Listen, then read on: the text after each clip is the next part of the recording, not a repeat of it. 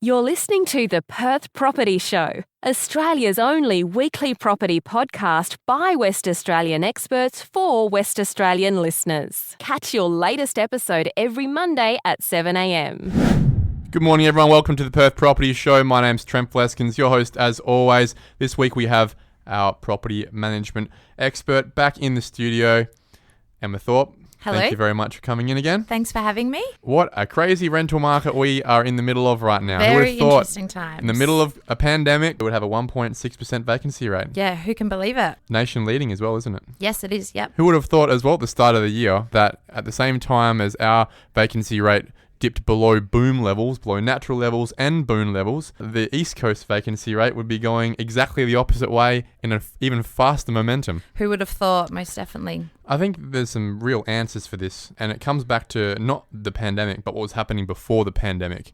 And I'll give you my perspective, see what you think. My perspective is that before the pandemic, the Sydney and Melbourne markets were built on immigration of 90,000 people per year, per city or per state, right? So they were building for that. They were supplying for that every year.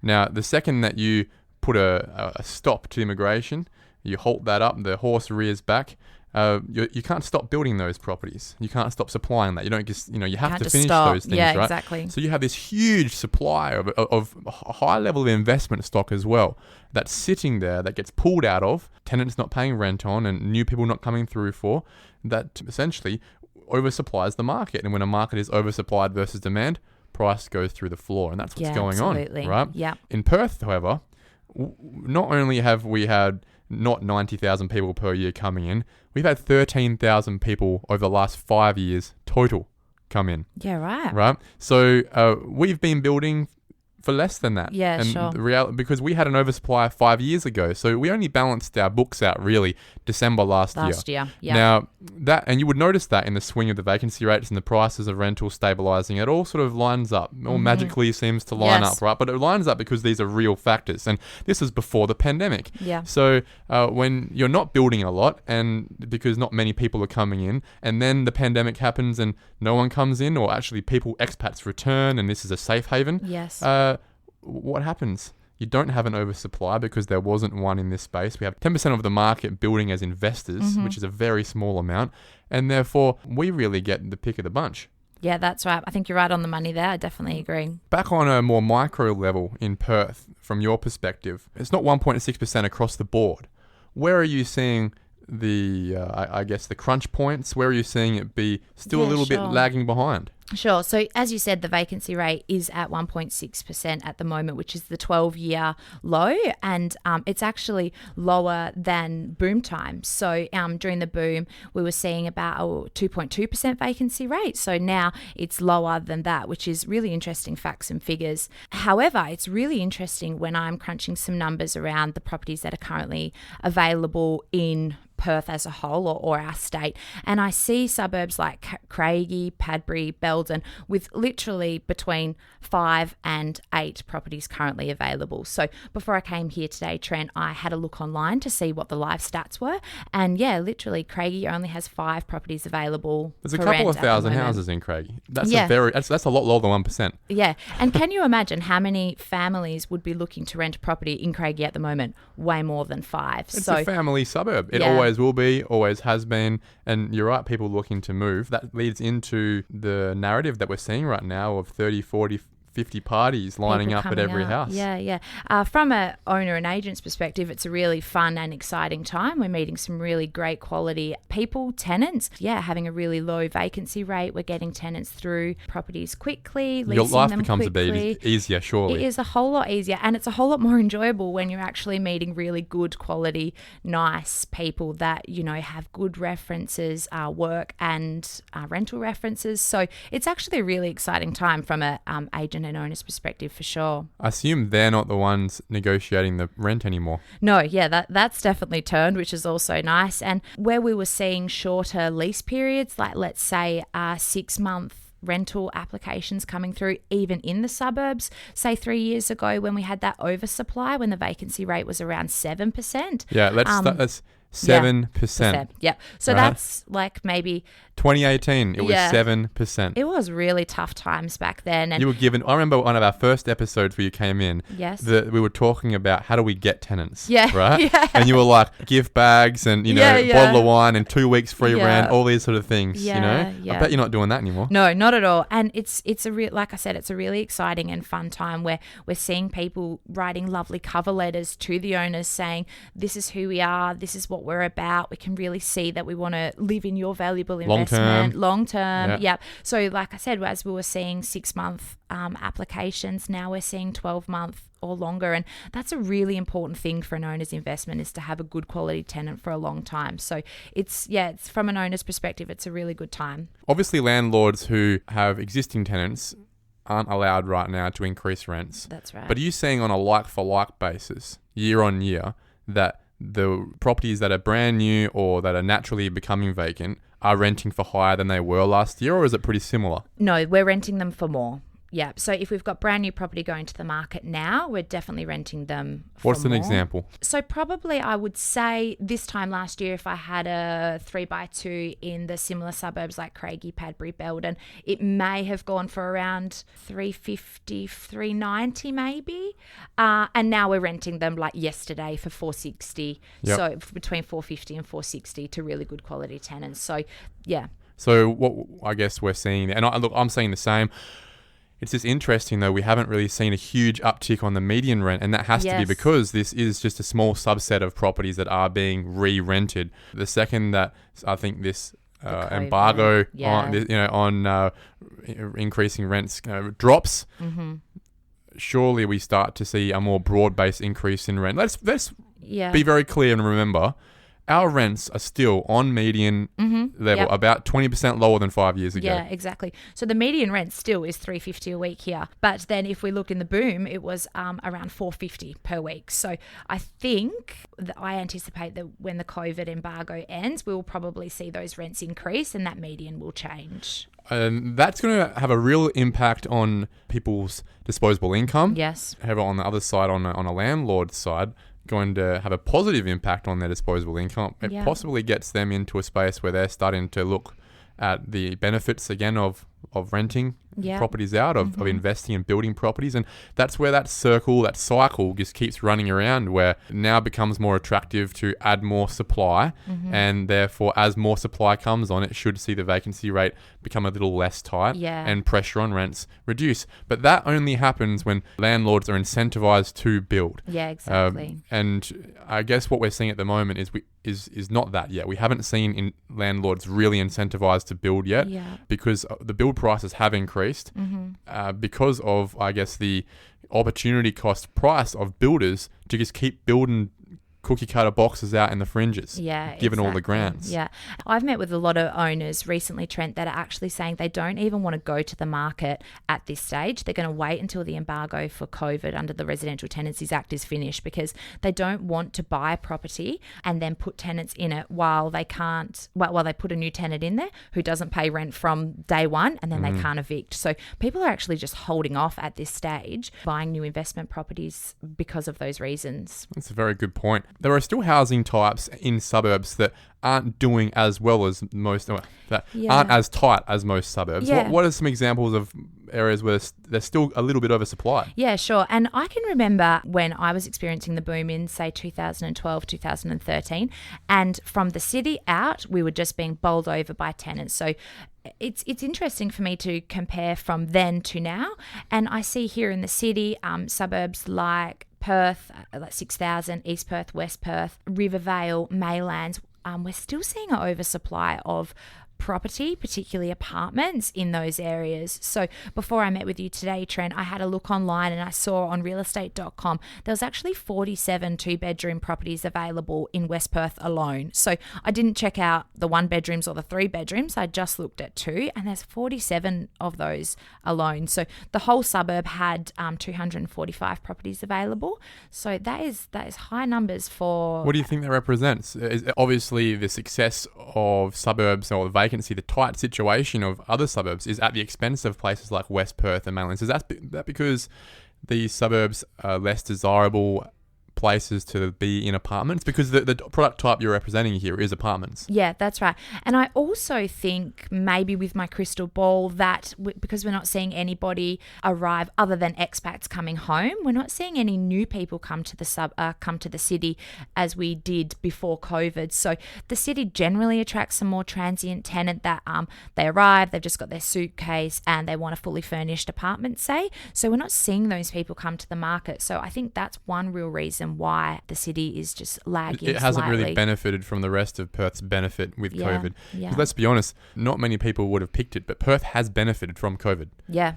The market, the Perth property market, I should be specific, has benefited from COVID in both the rental space as a landlord and even the building space, obviously. People looking to build, getting some cash there, and builders being able to get work too, which is having flow-on effects to tightening prices in a lot of the stronger suburbs too. So I think this is one of the few places where it's probably missed the boat a little bit. Yeah. This is the gilded edge, I guess, of that. And what it does is it just makes you question, when will we see the new development going through West Perth or Maylands that is built, a build to rent sort of situation? Maybe it is more of a case that as a developer, as an investor, we should really still be looking to build for ownership. Yeah, build I for think sale. so. Yeah, I think so. Yeah. Now, look, with a vacancy rate at 1.6% and much, much tighter in the suburbs, 40 people rocking up to a house, only one person can lease it. Yeah. Where do you think the other 39 are going to end up going?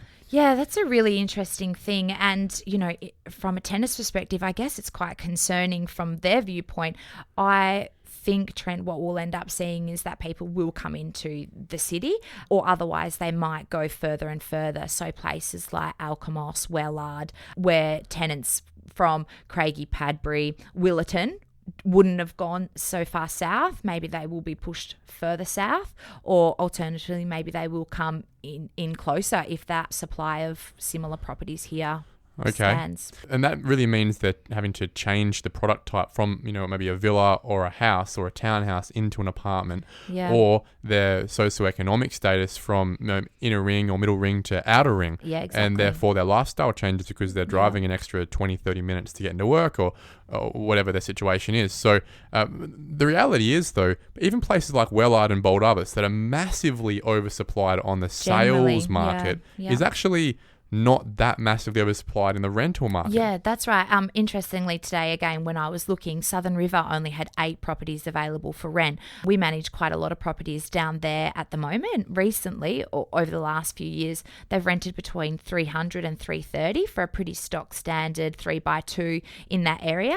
At the moment, I've got one available for $395 per week that hasn't reached handover from the builder yet, and I've been bowled over. Already got applications submitted without people even viewing it. So at $395. So pretty interesting. I think this is the canary in the coal mine, as you've said before, and I think you can listen back to many episodes of me referencing this. The vacancy rate is the canary in the coal mine. Now, we've been seeing it dropping from 7.5% over the last 3 years, past the natural balance of 3%, past the boom of 2.2%. Now we're at 1.6%. If this isn't cold, hard fact data that there will be pressure on prices, at least in these areas where there are tight rental vacancy rates, then I don't know what is anymore. Yeah. When you've got interest rates and assessment rates, serviceability, affordability, highest in the country, highest in history, and you've got vacancy rates pushing tenants out of rentals into ownership, there's only one thing that can give.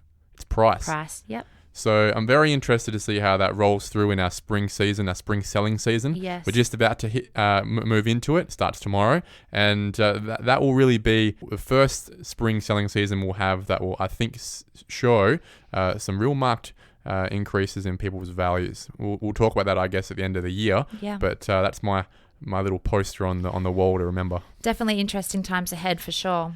Emma, thank you very much for coming in again, mate. Appreciate the update. Appreciate the anecdotal evidence. And we'll speak to you very soon. Great. Thank you. Okay, Suburb Spotlight time now. We are talking about Spearwood. It's been a while since I've been in the city of Coburn, but I thought we had to spend some time giving some love to that area. It's also been really hard to get a hold of this man. He is one of the busiest men in real estate, I think. It is Luke Trolio from Team Trolio. You own Spearwood and Hamilton Hill, mate. Thanks very much, mate. Happy to be here. Thanks for the invitation.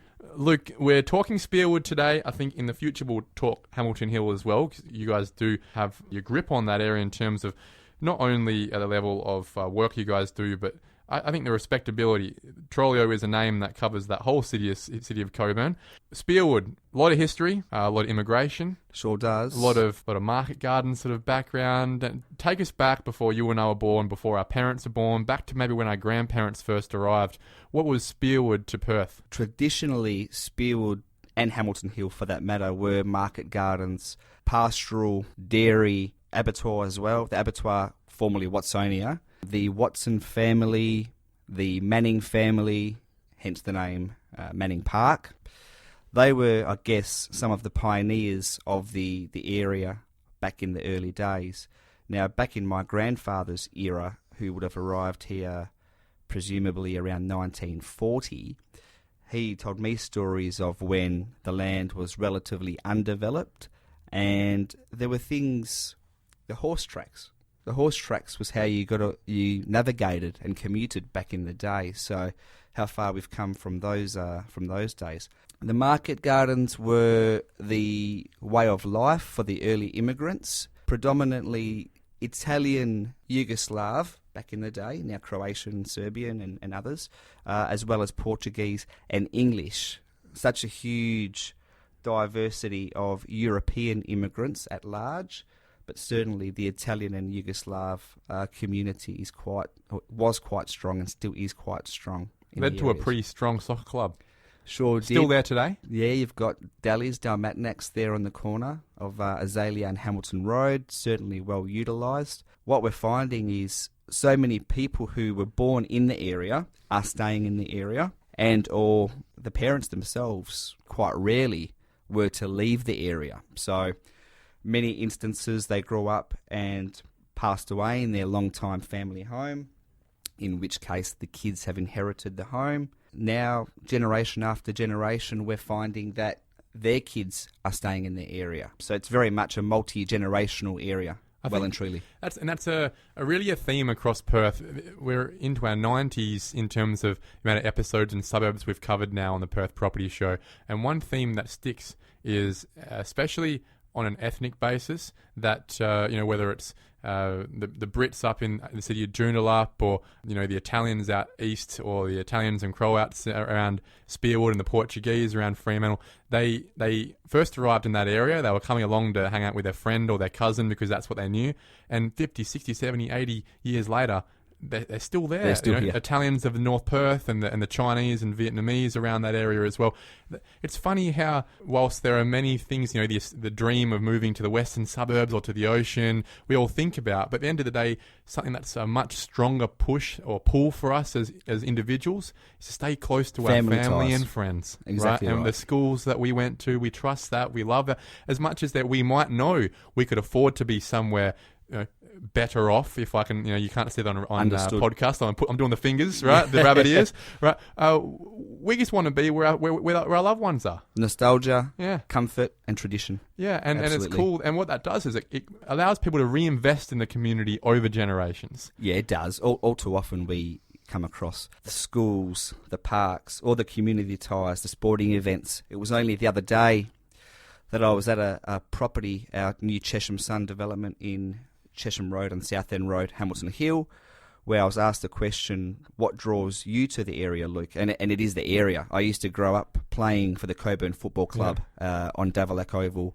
Mum and Dad used to take us to Manning Park, Coogee Beach for swimming lessons. So it's very much those memories that I have, not only that I appreciate, but I still frequent the places and take our kids, nephews and nieces today. So very much a part of the community, well and truly. I would assume as well that most of your friends are Italian, Croatian and Portuguese as well. They are, and not for any other reason other than that's who was around at the time. Right? So It's very local, right? Very local. Yeah.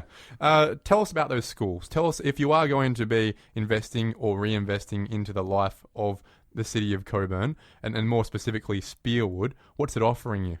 Well, the main school... Well, there are actually a suite of schools. You've got Phoenix Primary School, which is where I did attend, coincidentally. You've got Spearwood School, Spearwood Alternative School, Newton Primary School. So there are quite a few choices regarding primary. Secondary is a little bit different. there's no main secondary school in Spearwood itself. I've not heard of one. No, but you have got. Well, I used to go to Hamilton Senior High School, no longer there. Another interesting development, land release soon to come for that site. That's been amalgamated with what was also South Fremantle High School to create basically the Fremantle School there in Beaconsfield. So That's on Lefroy, isn't it? yes, Yep. absolutely, on Lefroy Road, the Fremantle College. They have some great farmers markets on the weekends, on the Sunday morning. Sure does. Yep. Great produce there. So you've got that school, you've got Seaton, you've got in the outskirts, you've got CBC, Emmanuel Catholic College, other primary schools, back to that, St Jerome's. The area of Spearwood it's got a mixture of different religious denominations, but in saying that, St Jerome's Catholic Church and School on the corner of Rockingham Road and Trude is another option, and that's a very, very popular and very busy school and church as well. Footy and soccer, they would be dominating the landscape, I would have thought, given the ethnicities. Yeah, They've got some pretty big parks and pretty big clubs. We reference, obviously, Cockburn and the soccer club there, but Hilton Yep. Reserve even would be a bit of catchment point there too, Hilton right? Reserve, Bruce Lee Oval, Bill Park there on Hamilton Road, Yep. Southern Spirit where they play on You've got a lot of Rockingham parks, Road. is the point. Loads. Yeah. Numerous parks, recreation centres. And the good news is, regarding the parks, they're quite frequently updated with regard to the equipment. So, beautiful place to take the kids if you've got any and you like to get out and about. If I'm living in smack bang in the middle of Spearwood, where am I going to the shops? Well, Is it Cockburn Central these days, or are we still facing north? no, you've still got Phoenix Shopping Centre for the essentials, and by essentials, I would say Farmer Jack's, Woolworths, bakeries, Big W, the optometrists. That's your local. The major shopping centre would certainly be Cockburn Central or Gateways. So that has probably increased the amenity of the suburb indirectly. Yeah, it has. I mean, we've come across loads of people that frequent Cockburn Gateways. And if you're going the other direction, well, you've still got Garden City and Fremantle. But specifically to Spearwood, you've got the Stargate Shopping Centre. Now, that's been recently under the spotlight with Spudshed. Haven't been there for too long, but that's certainly generating quite a few people to the area. Chemists, doctors, podiatry, physiotherapy. It is its everywhere. own township. It is. You don't have to leave Spearwood, really, if you want to live that Yeah. lifestyle.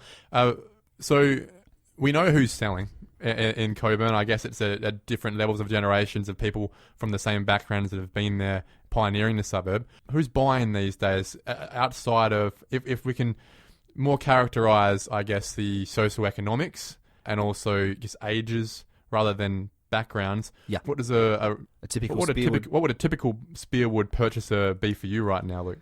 Again, it's a good question because it is quite diverse, but if I had to concentrate it to which market would be more prevalent, it would be the younger families. And by family, I mean someone that's got potentially one child young and maybe another one on the way, and the parents themselves, the buyers themselves, would Probably typically late be 20s, early 30s. Yeah, spot on. Exactly right. Now, if you were to look at the statistics might tell you maybe the average age is around about 40, 41, 42. They're certainly there. As an average, that might be true, but that's certainly not the most... The median. Correct. Yeah. Not the median. Okay, now I guess we can segue with this next question, but are there many options for downsizers in Spearwood? There are actually loads. It's an interesting... Because it's an aging population of a lot of grandparents, a lot of nonnas, right? Yeah, a lot of the old nonni there, the nonnas and nonnos, and their former, well, I wouldn't say necessarily the market gardens, because what they tend to own now, 700, 900 square metres, still a large block in today's standard for the area.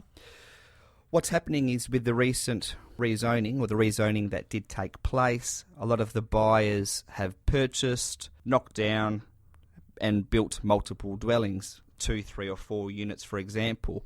In doing so, that creates more properties for the area and allows the lock up and leave lifestyle to become a reality for many people.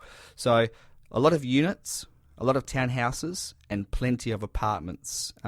In saying that, the apartment market is quite saturated in that Spearwood area at the moment. Is it oversupplied or underdemanded?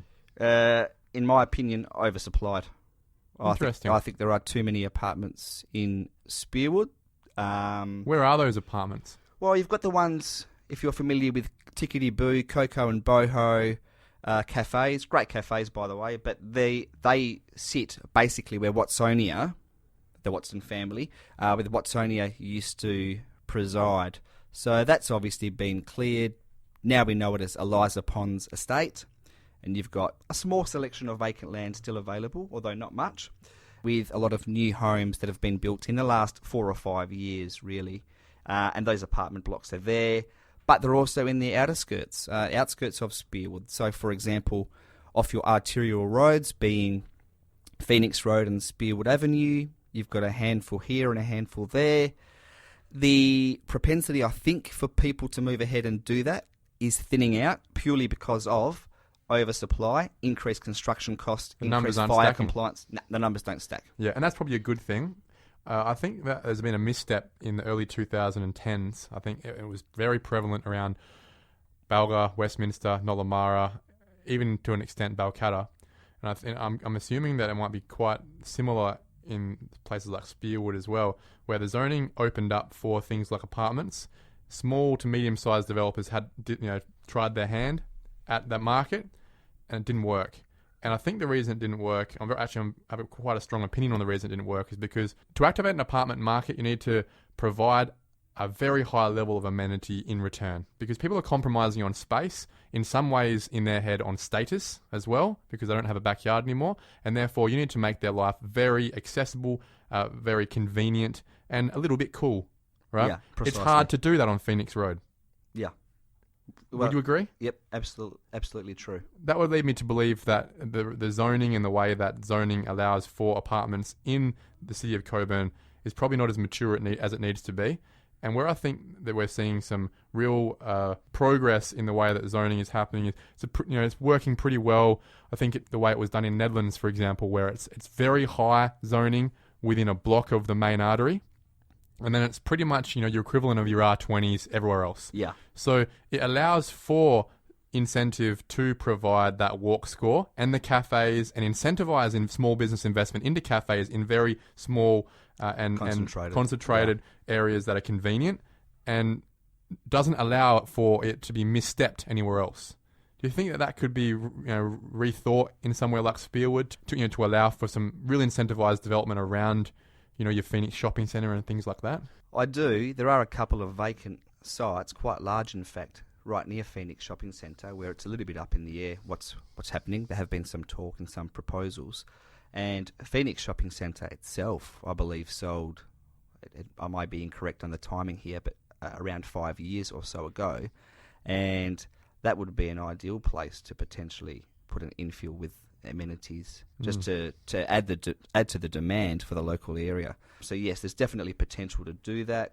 I think also back to the mistake or misstep, as you've said, with the apartment market, I think a lot of these smaller developers may have come on board thinking, how can I maximise the number of properties I can get on this particular dwelling, or on this particular lot rather, to maximise the return in their back pocket. On paper. On paper. Yeah. Exactly right. Which is understandable from a layperson's point of view, but there are other ramifications, and on paper versus reality are two different things. $500,000 in your pocket is worth a lot more than $1 million on paper. Absolutely right. And you alluded to something very important here. When you are looking at doing that built form development like apartment buildings, it is more important to focus on risk of sale first rather than opportunity of profit.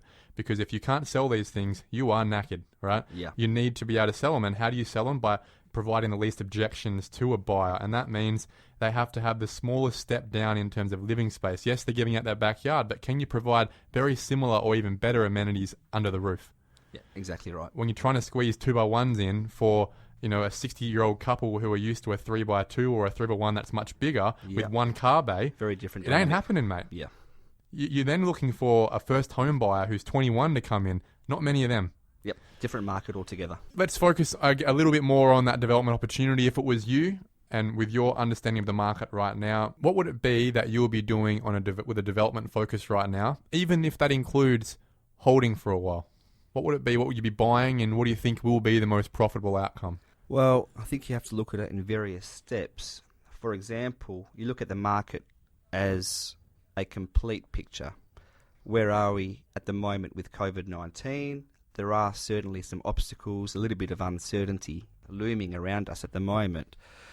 The last 3 or 4 months has been very atypical of what we would consider, or what we've been told, of a recession. So if we are in fact in a recession, the sales evidence in the last 3 or 4 months has not reflected that at all. Nonetheless, buyers still have some uncertainty. There's obviously the moratorium with respect to mortgagee foreclosures, and I've had the unfortunate, I suppose, involvement in many mortgagee foreclosures in the past. In saying that, when the moratorium is lifted and the mortgagee properties do become a lot more frequent to the marketplace, and I do believe that will happen, those properties there could present themselves as a reasonable purchase. A lot of the properties in Spearwood and Hamilton Hill are still on that 728 or thereabouts square metre block, representing a subdividable option, or potential at least. Some are R20/40, aren't they? Well, you've got R20, you've got R30, you've got R40, you've got some R60. And some are not developable, right? And some you can't do anything with. So I've had people come to me saying, Trent, I've got a development block in Spearwood, let's have a look. There's no bad development news, capacity. no development. It's quite So interesting. certain pockets for around Goldsmith, Newton Street and the surrounds, for whatever reason, at the moment at least, there's no subdivisibility capacity for an R20 block, for example, on 700 square metres. That may or may not change down the line, who knows. But with the mortgagees, you might see a couple of good buys there. From the development side itself, you do need to be quite selective, and everything that's possibly going to come into the equation, for example, your purchase price, stamp duty if applicable, demolition costs, subdivision costs, holding costs, and allowing, if the market does taper off, and no better person to speak to than yourself about that avenue. What are you saying? Are you saying that it's possible that it's not the most economic time to be undertaking development right now, but an opportune time to acquire sites with development potential? Well, that's certainly what most people want to look for at the moment, with that development potential. Even if it's a layperson, a mum and dad with no experience at all in subdivisions, at least they're able to purchase something of that nature, land bank it, keep it rented if it's a rentable commodity there. Well, it should be positively geared as well, given the rents and the mortgage rates right now. And the interest rates are very low. So it shouldn't cost you anything to hold it. I always say you make your money when you buy, not when you sell. Yeah, and when you buy that property, you should know, if as long as the market doesn't move up or down, exactly what you're going to make when you do it. Me specifically, I think if you can acquire a site where you can retain the dwelling and yield multiple lots, as opposed to having to knock it down to get a two lots, if it's a 2-lot site, that would be far more advantageous, because what that does, that hits home what you've also just mentioned about interest rates being low. So you could potentially have a positively geared property and or just a rental commodity while you have a potential block of land at the back or at the side or at the front, depending on the structure of the home. More diversity. Yeah, I like that. I like diversifying your risk. That's a good idea. And with Spearwood, I think the good thing about that market is there are still a lot of good quality, well-built homes, even if they are 50 years old. Now, are big as well. Yeah.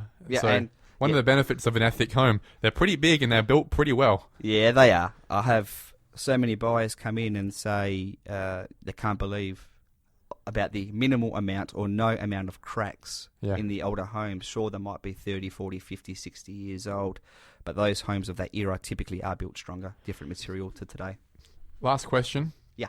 What's the median house price, Luke? The median house price, as reported, is probably hovering around about the 460 mark.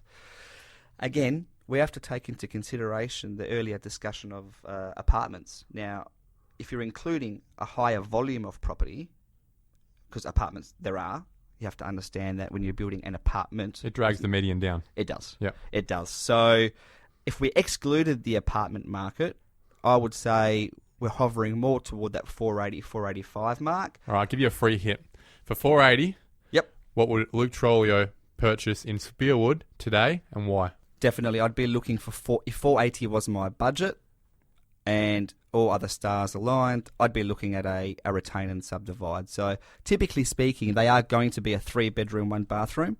Certainly you might have a 4-bedroom or a second bathroom along the way, but traditionally 3-bedroom, 1-bathroom, retain and subdivide. Where would it optimally be? Well, in terms of demand, the most demand in the Spearwood area would be somewhere west of Rockingham Road and or close to the Manning Park area. Now, Manning Park is sort of your divide between Spearwood and Hamilton Hill, the border. But west of Rocky Road is very good. Understandably, though, your price does go up in contrast to east of Rockingham Road. But look, I think that's you want to be where people want to be. You want to be developing and providing products where people want to be buying them. That's true, and part of that reason why people do want to be there is your amenities. Back down to the amenities you mentioned before. You've got the medical centre, you've got public transport, parks, shops, schools. Are things a bit nicer there as well, just in general? That seems to be the consensus. Okay. Luke Trolio, thank you very much for coming and chatting Spearwood, mate. It's been a really fun and really insightful episode. I really hope you can come in again to chat about Hamilton Hill in the future. Love to. Thanks for the invite. Thank you for listening to another episode of the Perth Property Show. If you've only just joined the conversation, you can catch up by heading over to our website, perthpropertyshow.com.au, subscribing to the podcast, or joining our Facebook page. Don't forget to tune in next Monday at 7 a.m. for more expert insights, local analysis, and suburb spotlights. Happy hunting!